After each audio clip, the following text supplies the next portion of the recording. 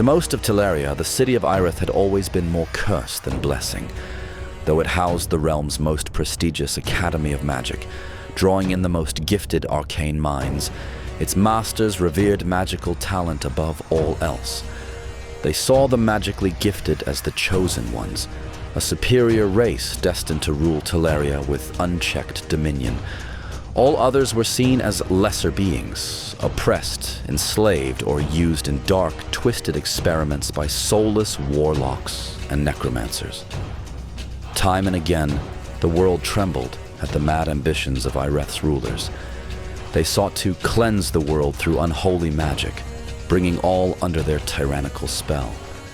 Their very name had become the thread from which Teleria's nightmares were woven. But for decades, there had been peace. Ireath's isolation in the scorching southern wastes kept it severed from trade and diplomacy. Its narcissistic leaders had been quiet, and for a time it seemed their obsidian walls would never cast a shadow beyond the dunes. Until one fateful day, nomad caravans bound for Velazar vanished. Ships disappeared at sea, and at night, dark creatures skulked across the sands. Ireth had awakened, and it reached out with a vast army to seize the lands of Teleria. Magic would finally take its throne. All of Teleria's factions were alarmed, but it was the dwarves who acted first. They convened an emergency conclave in Port Wretched, their mountain bastion. Every faction sent emissaries. Even the cunning dark elves and the grim night revenants of Ireath attended. Surprisingly so, given Ireath was once thought to be under Ireath's influence. Had the cult lost control? Or was this part of a deeper scheme? Trust was thin. Paranoia hung thick in the air. "How do we fight such power?" asked Beauregard the Elder, slamming his fist upon the stone table. "We can't form a coalition if no one trusts each other. And who would lead our army?" snapped Euphemia Corday, abbess of the Sacred Order. "The orcs? Maybe.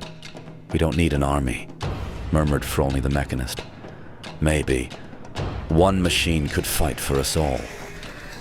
Days later, Teleria's greatest engineers confirmed the impossible. A towering war machine, a fusion of steel and spirit.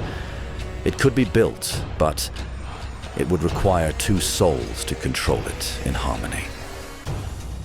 "We have found our chosen," announced Beauregard, now head of the conclave.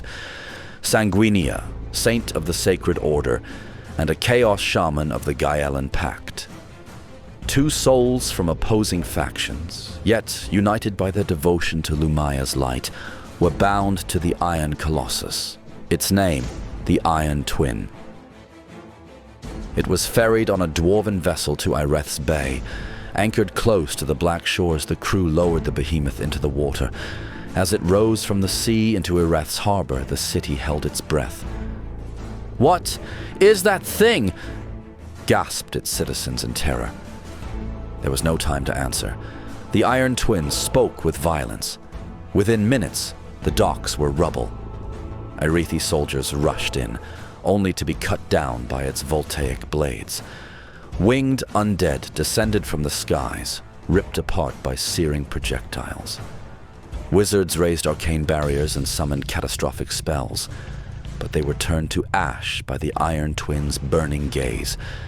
Within hours, Ireath's grand army, meant to dominate the world, was nothing but shattered bone and dust across the city's broken walls. But the Iron Twin did not stop. It marched deeper into the heart of Ireath. "We must defend the last towers," cried a desperate general, just moments before being crushed beneath the Iron Twin's heel. In desperation, the remaining magicians unleashed a forbidden weapon, the elixirs of ascension. Thousands of potions, imbued with the essence of force, magic, spirit, and void, infused with paralyzing hexes and the last breath of Ireth's arcane might, were hurled at the advancing Colossus. "It's working! By the gods, it's working!" cried one weary mage. The Iron Twin slowed. Then it stopped. A dreadful silence fell. From the ship, the conclave watched, stunned, as the Iron Twins seemed to communicate with Ireth's last defenders. And then, to their astonishment, the defenders led the metal titan into the city. It disappeared from sight. What happened next remains a mystery to this day. Was it the potions that halted the beast? Or had the two souls within finally broken under the weight of their own devastation? No one knows for sure. What is known is that the Irethi army was destroyed. The tyrant mages and necromancers lay dead. The empire of Ireath never came to be, and yet there was no celebration that day, because deep within, the conclave members felt it. They may have unleashed something far worse. Which tales from Teleria do you want to hear next? Just let me know in the comments. And if you like the stories, I would be very happy about a like or a subscription. That way you support me and this channel.